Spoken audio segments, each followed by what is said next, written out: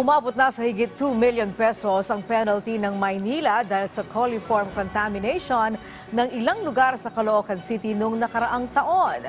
Ayon sa MWSS, ito ay resulta ng isinagawang independent testing sa mahigit 1,000 regulatory sampling point. Nag-ugat ang problema sa dead end sa isa sa kanilang main pipe na hindi dinadaanan ng malakas na pressure ng tubig.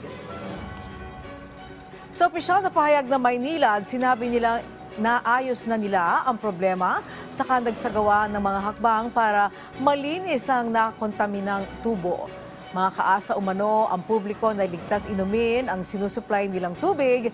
Inabot muna ng ilang buwan ang MWSS bago maglabas ng desisyon.